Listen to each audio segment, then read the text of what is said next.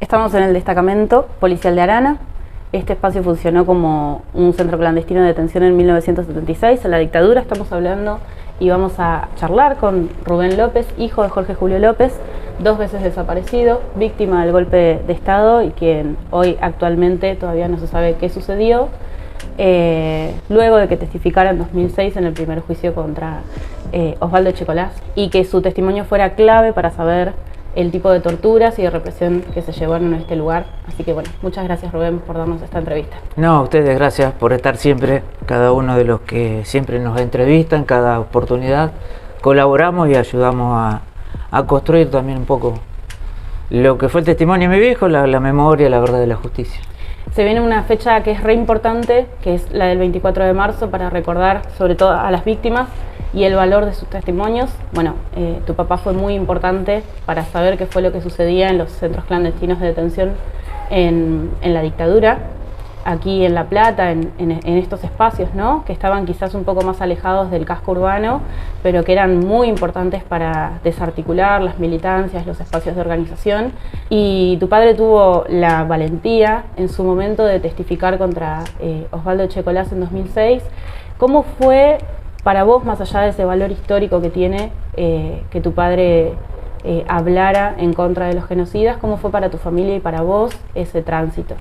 La verdad que fue un tanto extraño, porque durante muchos años mi viejo nos contó un poquito de lo que había pasado, sabíamos y comprendimos recién aproximadamente el 79, el 80, cuando teníamos 15, 16 años, que mi viejo había estado detenido, desaparecido. Uno de los lugares, como decías vos, es este ex centro de detención y exterminio, Pozo de Arana.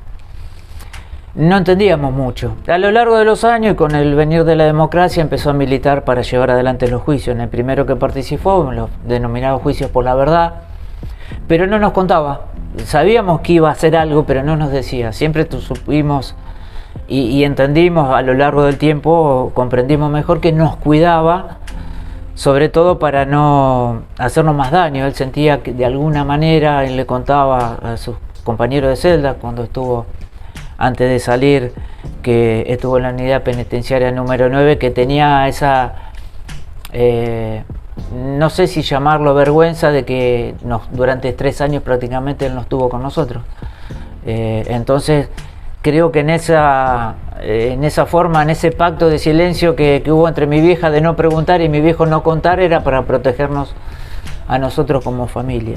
Sí, nos sorprendió muchísimo el 28 de junio del 2006, cuando escuchamos y acompañamos al testimonio de mi viejo en el Salón Dorado, donde se llevó adelante de la Municipalidad de La Plata, donde se hizo el primer juicio, que fue la base fundamental de los demás juicios de lesa humanidad por genocidio. Escuchar el testimonio completo, como se dice en el barrio, con pelos y señales, ¿no? Hace un ratito, cuando estábamos acá, que estaban preparando todo esto, te comentaba si sabían que eran las marcas que están allá atrás en el paredón, y me decías que no. Y esos son los que el EAF, que estuvo trabajando acá, descubrieron que son los agujeros de balas que se presumen, porque no hay pruebas de eso, pero se presume eran los donde fusilaban a aquellas personas que después enterraban en este lugar totalmente clandestino, aislado. Para aquellos que no saben de la zona de Arana, en aquella época había muy poquitas casas. Esto era un destacamento, donde había 1 o 2 policías, era una cosa muy rural. Si bien hoy sigue siendo, está más habitado, hay más barrios, pero no había mucho. Estaba la fábrica de aceite acá enfrente, el horno de ladrillo que pertenecía a una familia muy conocida de La Plata, y un socio era mi tío. Así que mi viejo también ubicó lugar por algunas experiencias de conocer la zona. Así que era un lugar descampado donde se podía torturar, fusilar y después, bueno, hacer lo que hacían.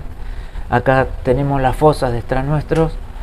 Pero eso no significa que no lo hicieran en otros centros clandestinos, como Comisaría Quinta, como el Infierno en Avellaneda y tantos lugares que llevaron adelante la represión en aquella época, ¿no?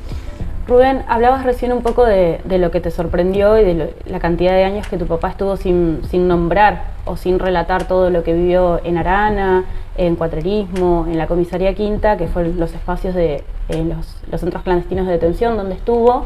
Pero también está esta otra parte que quizás a veces se queda un poco en la bruma, ¿no? En el silencio, que es el hecho de que lo secuestraron a tu papá cuando vos tenías 12 años, tu hermano 11, tu hermano tenía 8 más o menos. ¿Cómo se vivió esa ausencia? ¿Qué te acordás del momento en el que lo secuestran por primera vez? Mirá, acordarme siempre, con el paso del tiempo, inclusive hablando con Mariana, la hija de Patricia y Ambrosio de Marco, le decía, yo los vi a los tipos, porque los vimos cuando entraron, pero calculá que no tengo registro, no tengo una imagen, no tengo la cara. Sí, lo que vi, entraron 3 o 4 tipos, a mi vieja la traen en camisón, la meten en nuestra habitación, que estaba al lado de la habitación de mis viejos, nos dicen miren contra la pared, en esa fracción de segundos que le vimos las caras, que pasa eso, lo vemos pasar a mi viejo, presumo con las manos atrás, no tengo clara la imagen, tampoco voy a hacer un relato de lo que no recuerdo exactamente, y ahí después nos dormimos. O sea, lógicamente éramos chicos, no entendíamos mucho. Con el correr de los días, yo no te podría decir ni calcular qué tiempo, mi vieja junto con sus hermanos y mis primos más grandes toman la decisión de que un doctor, que era el pediatra de la familia, que trabajaba en lo que nosotros conocíamos como la salita en Los Hornos, donde ya está la delegación municipal y el registro civil, esa era la salita. Nosotros, los vecinos de Los Hornos, lo conocíamos con ese nombre. Es donde estaba este médico. Y ¿por qué cuento eso? Porque es como que le tiraron la obligación a él por saber, por tener conocimiento, por haber estudiado, de estar preparado para decirnos que mi viejo estaba desaparecido. Nos trajo hasta lo que conocemos todo acá, el boliche de la 90, donde está la calle que en algún momento va a ser la ruta, que está el puente de hierro. En esa esquina estaba el boliche de campo. Y en ese momento nos sentó en una mesa y nos compró una gaseosa de vidrio, que en aquella época tomar una bebida cola de vidrio era todo un lujo. Claro. Y entonces vos asociás que tiene que ver, bueno, por eso me queda el recuerdo de el doctor nos haya contado que mi viejo estaba desaparecido. Ahora vos me preguntás ahora si entendimos qué pasaba, no. Claro. No teníamos ni idea qué estaba sucediendo. Sin embargo, tu papá, entre los 5 meses que estuvo desaparecido y después cuando lo pasan a la unidad penitenciaria 9, estuvo 3 años sin estar en tu casa. 2 años y 9 meses, exactamente. ¿Cómo fue esa dinámica familiar? Difícil, porque tuvimos que seguir con la vida. Mi vieja tuvo que empezar a trabajar, a salir a trabajar. ¿De qué trabajó? Iba a una panadería, en diagonal 73 y 57, hoy tiene otro nombre, en aquella época era Santa Teresita. Un tío mío consiguió ahí, iba los lunes a trabajar, a limpiar. Ahí le daban lo que había quedado, pan, factura, sándwiches. Y aparte mi vieja fue tejedora toda la vida, tejía pulóveres, batitas para bebés. Y durante esos casi 3 años mi vieja se dedicó a eso. Y después teníamos la visita de mis tíos todos los domingos, que nos venían a visitar evidentemente todos los domingos.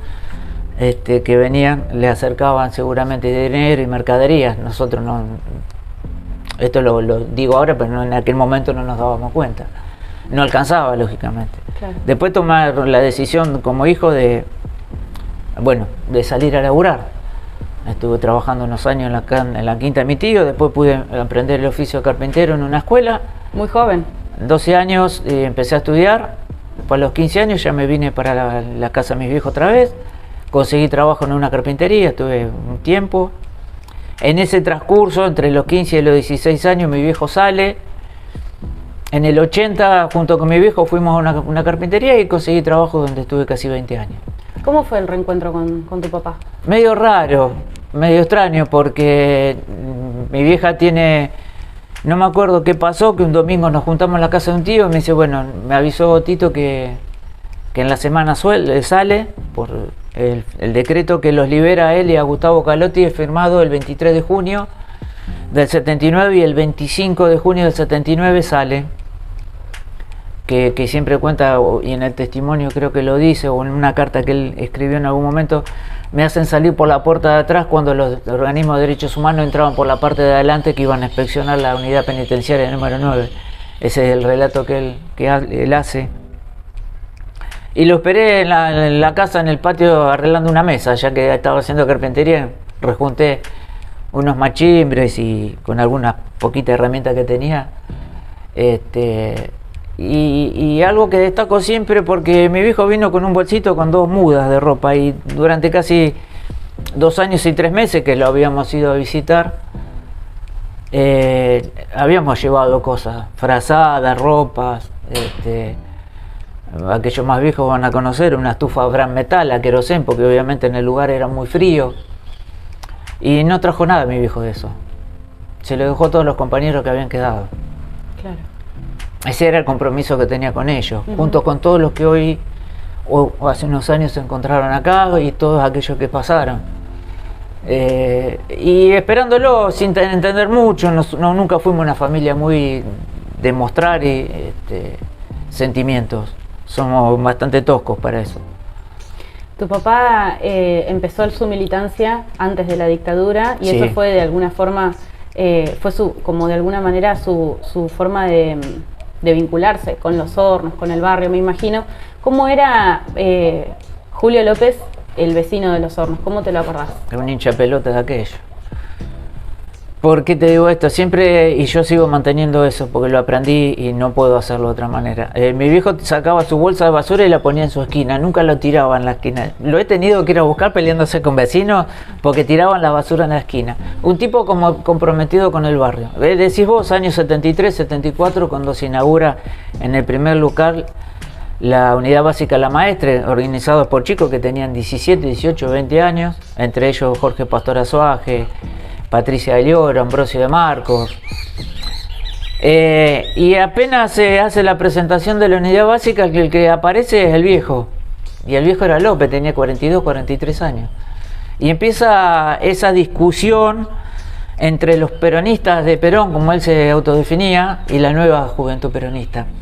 Y en esa discusión, increíblemente, entre ellos se entrelazaron. Y siguió militando en la unidad básica, después la pasaron a 68 y 142, lugar donde casi todos los militantes fueron detenidos, desaparecidos.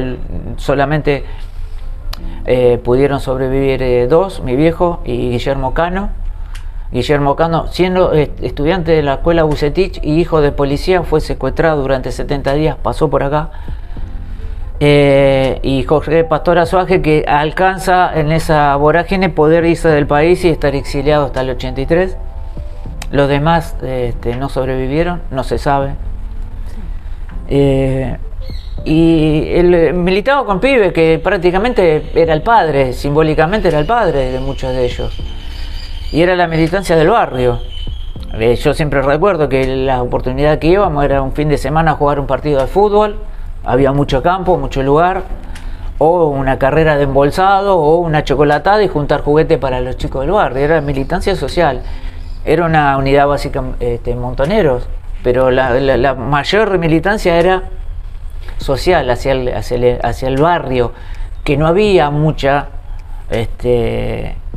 cantidad de gente como si la hay hoy, que no hay espacio.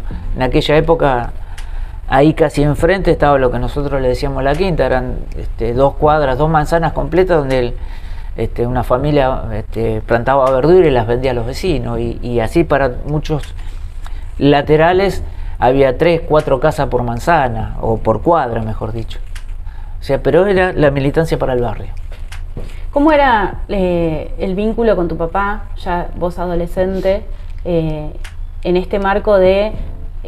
concretamente lo que me interesa por ahí es, había como un estigma en el barrio, en plena dictadura, él sale, lo liberan en la dictadura? ¿Cómo te vinculabas vos con esa cuestión, sabiendo que él había sido militante? No, normal, y si hubo algún tipo de cosa, mi viejo no lo marcó. Él, fíjate que sale el 25 de junio del 79 y yo creo que a los 3, 4 días ya estaba trabajando en la empresa donde había laburado desde hacía muchísimos años. Lo tomó sabiendo, teniendo el rótulo de que decía subversivo, el legajo de mi viejo, cuando lo liberan de la unidad 9, y la familia Barlota, el padre el que organizó esa empresa lo volvió a tomar y volvió a trabajar. Con los vecinos nunca hubo problema, nadie dijo nada, no se hablaba, la verdad que tampoco se contaba mucho, entre comillas era normal.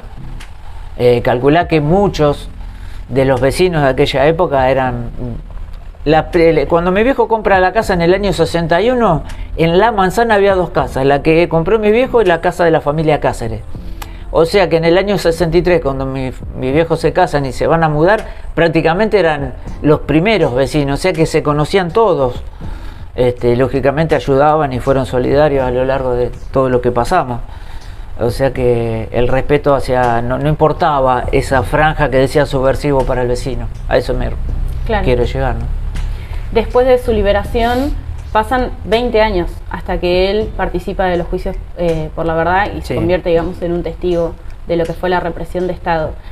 ¿Cómo fue ese paso? ¿Cómo fue ese tiempo? Que fue un tiempo muerto, creo que no solo en la vida de Jorge Julio López, en términos de un tiempo silencioso para él como testigo, sino para la sociedad en general. Sí, fue medio loco porque hoy estamos acá y recién te contaba el Puente de Hierro, que está muy lejos, y año, no sé, calcular 85, 84, junto con mi hermano y otro vecino y el hijo del otro vecino, dice, bueno, vamos a pescar o vamos a cazar, y salíamos en bicicleta. Y veníamos todos recorriendo la 137, pasábamos por acá enfrente, estaba la torre, donde estaba la aceitera. Rara paradoja, ¿no? Entre comillas, cuando hice la colima me tocó en el regimiento hacer la instrucción en el regimiento 7 y vinimos acá a hacer unas pruebas. Todavía estaba la torre que era de ladrillo de la aceitera. Y pasábamos, recorremos la vía acá atrás. Posteriormente está lo que era el tren provincial que iba a Ignacio Correa, está la vía. Y recorríamos la vía y recorríamos lo que es el arroyo del Telar y lo que era el Puente de Hierro. Y no sabíamos, nosotros estábamos cazando pajaritos. Pero en realidad lo que estaba haciendo mi viejo era militando el lugar donde él había estado, ubicando cada espacio. Así encontró cuatrerismo, encontró este espacio, se ubicó, ubicó Comisaría Quinta. O sea, él siguió militando. Y eso lo pudo declarar por primera vez en el 98, en los juicios por la verdad. Y después llevarlo adelante en esa insistencia de llevar adelante su testimonio. Es más, en un momento, año 2004, le escribe una carta a Jorge Pastor Azuaje donde le brinda más o menos un detalle y le dice, es como le da el legado, acá está mi testimonio, si yo no llego a llevar adelante los juicios que no se podían, todavía estaban las leyes de impunidad, gracias a que en el año 2004 estas leyes se declararon, no me sale el término ahora, ilegales, para decir el término, inconstitucionales, gracias, bien por ahí, y pudo brindar el testimonio, pero ya había legado a Jorge Pastor Azuaje ese testimonio. ¿Para qué? Para que contara lo que había visto y vivido acá, como había matado a Patricia, a Ambrosio de Marco, a Norberto Rodas, cómo había estado viendo y siendo torturado y torturaban a Guillermo Cano en Comisaría Quinta, siendo hijo de un policía. En este espacio después junto con otros compañeros y basado en el testimonio de Walter Doctor y mi viejo, se ubica este lugar donde se encontraron infinidad de fracciones de huesos. Se presume acá, gracias a Emiliano de la Subsecretaría de Derechos Humanos, me decía recién que solamente la fracción de una muñeca pudo ser identificada una familia. De los que se presume aproximadamente 15 cuerpos fueron enterrados acá atrás. Gracias al testimonio de tu papá y el de Walter se pudo saber. Hay una anécdota, yo la resumo un poco risueña, pero entre Walter Doctor y mi viejo había un árbol que estaba seco posteriormente acá, y yo la hago así, la cuento, no es tan así como la cuento, pero no la recuerdo bien. Y entre Walter y mi viejo se decía, no, López, de este árbol para allá, no, Walter, de este árbol para allá, bueno, partamos al medio. Se peleaban para ver quién tenía razón, pero en esa anécdota donde ellos ubican este lugar se encontraron el cementerio clandestino donde se fusiló, y después no solamente se dinamitó los cuerpos, sino también que se los prendió fuego. Ahí todavía hay testimonios acá atrás de esa masacre, y la verdad que es uno de los testimonios que dio, y ubicó también Comisaría Quinta porque por ser albañil conoció lo que es una casa de construcción, de venta de materiales para la construcción, haberla visto por la ventana, se ubicó donde estaba, después militó lógicamente y ubicó el espacio. También fue importante el testimonio de él en el marco de lo que fue el primer juicio a Echecolás. Sí. Planteó lo importante del testimonio en ese ámbito, digamos, judicial, porque es el que tiene de alguna forma como valor de verdad para que se siguiera investigando a otros represores. Exacto. Que él identificó. Convengamos y que hoy, por ejemplo, claro, el problema de ese primer juicio que fue solamente contra Echecolás. Claro. Y hoy en día, por ejemplo, se está llevando adelante un segundo juicio. Empezó en agosto del año pasado, que se denomina Arana 2. Es sobre 7 víctimas que han pasado por aquí. Y es contra Miguel Echecolás, Guayama y Julio Garachico. Entre comillas, Julio Garachico fue condenado en el año 2014, si no me equivoco, en el juicio a la Cacha. Garachico está de vacaciones, está de prisión domiciliaria en Mar del Plata porque tiene algún tipo de enfermedad que justificó que lo dejaran salir, pero hoy vuelve a ser enjuiciado con ese testimonio de hace 15 años atrás, donde mi viejo los identifica y los ubica no solamente en este espacio, sino también en Comisaría Quinta, como siendo ejecutores de tortura y viendo cómo torturaban. Una de las cosas que se van dando en el marco de estos juicios por delitos de lesa humanidad en la dictadura que se están haciendo ahora es que muchos de los testimonios llegan grabados, como en el caso de tu papá, el de Nilda Eloy. Precisamente porque fallecen antes de poder testificar e incluso poder, en el caso de tu padre, ser un querellante por los delitos. Es uno de los problemas que te decía, por eso aquel primer juicio solamente contra Echecolás.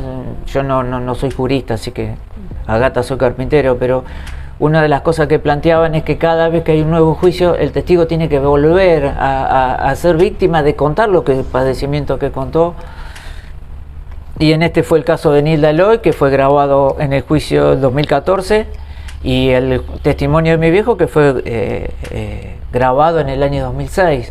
Entonces, una y otra vez vuelven los testigos a contar lo que ya vivieron. Bueno, lamentablemente, en el caso de Nilda por fallecimiento, en el caso de mi viejo por haber desaparecido otra vez en el año 2006, pero es tan valioso ese testimonio que permite y permitirá, inclusive ya en el año 2014 fue pasado y permitió otras nuevas condenas contra Echecolás y otros genocidas, y esperemos que permita otra nueva condena a estos 3, ya más específico por haber sido de 7 víctimas que pasaron por este lugar, que fueron comprobadas por testimonios y hallazgos en la investigación de que pasaron por acá. Como López Montaner, Patricia Eliora, Ambrosio Marco, sí, mi viejo, y me olvido un par más. Mientras tanto seguimos buscando a Jorge Julio López. Seguimos trabajando, seguimos militando en la búsqueda, como decías al principio de la nota, a pocos días de que sea un nuevo aniversario, el 24 de marzo, en el mes de la memoria. Este va a ser un poquito más particular, porque hace 2 años que no estamos en las calles y vamos a volver, a pesar del mal pronóstico del tiempo, a estar en la calle, y creo que es una parte de seguir reivindicando esa lucha, ese testimonio. Así que la verdad que venimos trabajando junto a la Subsecretaría de Derechos Humanos, a Gitano, al doctor Gitano, a Matías Moreno, junto a Emiliano, que trabaja acá, junto a Mariano, bueno, se me olvidan los nombres, perdón, de todos aquellos que la verdad trabajan muchísimo y nos permiten que inclusive en la subsecretaría hoy haya una imagen de mi viejo que se puso apenas asumió Gitano en la subsecretaría. Para cerrar, Rubén, ¿cómo te gustaría que la gente recuerde a tu papá? Como un luchador. Te conté lo de su compromiso de dejarle lo que le habíamos llevado a sus compañeros de lucha, porque, perdón por la palabra, pero se cagaban de frío. Era lo único que tenían, y él se la podía haber traído, la estufa de Ram Metal, y se la dejó. Y le dejó la frazada, y le dejó un juego de ajedrez, y le dejó un montón de cosas. Se vino con su ropa puesta y nada más. Ese es Jorge Julio López, el que dio testimonio de ver cómo asesinaban a sus compañeros de lucha por sobre lo que él había pasado. no es importante el testimonio de lo que él le pasó. Él quiso contar lo que había visto. El compromiso lo tenía con Patricia y Ambrosio de Marco. E inclusive en un momento cuando la sacan a Patricia, dice unos minutos antes, bueno, decirle a mi familia dónde estoy, darle un beso a mi hija Mariana, y mi viejo nunca pudo hacer eso porque aquellos sobrevivientes tienen esa cuestión de haber sobrevivido porque ellos sí y sus compañeros no. Y mi viejo nunca pudo enfrentar a Mariana por esa vergüenza del sobreviviente, si vale el término, no sé exactamente explicarlo, pero sí yo se le pude dar, y por ahí entre Mariana y yo está ese vínculo de esa conexión de sin conocernos nos conocíamos de toda la vida. Claro. Ese era Jorge Julio López, un tipo comprometido con los demás por sobre lo que le había pasado. Bueno, muchas gracias. No, gracias a ustedes.